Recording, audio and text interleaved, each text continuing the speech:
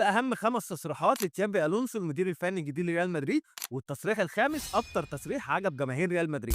التصريح الاولاني لما اتسال عن جود بيلينجهام وقال ان هو شايف ان جود بيلينجهام هيكون له دور اكبر في خط النص مش على الاطراف.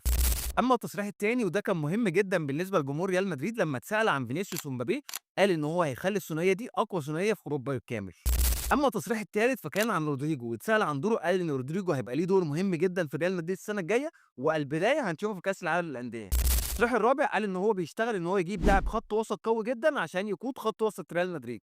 اما التصريح الخامس وده اللي كان اهم حاجه بالنسبه لجمهور ريال مدريد، هو الشكل الهجومي اللي ناوي يخلي عليه ريال مدريد. هو ناوي يخلي ريال مدريد فعل مش رد فعل، ناوي يخلي ان الاستراتيجيه بتاعت ريال مدريد هي الاستحواذ على الكوره والهجوم الدائم مهما كان المنافس، وده كانت اهم حاجه جمهور ريال مدريد مفتقدها مع انشيلوتي.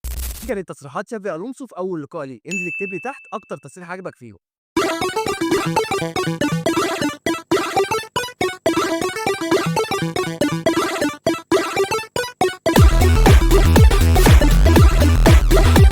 بكره عندنا اهم مباراتين في الدوري المصري، عندنا النادي الاهلي مع فاركو وعندنا بيراميدز مع سيراميكا كليوباترا. الماتشين حلوين جدا وهيكون فيهم اثاره جامده جدا، وعلى اخر دقيقه لاول مره الدوري المصري بيشهد ان احنا مش عارفين البطل لغايه اخر مباراه.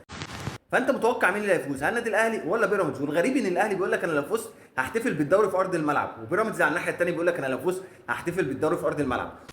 والغريبه بقى ان رابطه الانديه ولا هتسلم الدوري هنا ولا هتسلم الدوري هنا، ومش عارف احنا لحد امتى هنفضل ما بنسلمش الدوري للبطل في اخر مباراه.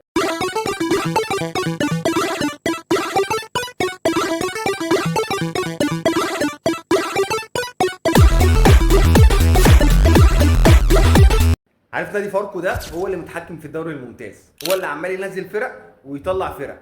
بعد ما كان بيراميدز في المركز الاولاني وفاز عليه ونزله المركز الثاني، بكره النادي الاهلي وهو في المركز الاولاني لو فاركو فاز عليه هينزله المركز الثاني وخلي بيراميدز هو اللي في المركز الاولاني يفوز ببطوله الدوري. فهل نادي فاركو يكسب الاهلي وينزله مركز ثاني؟ هل الاهلي يفضل محافظ على نفسه في المركز الاولاني؟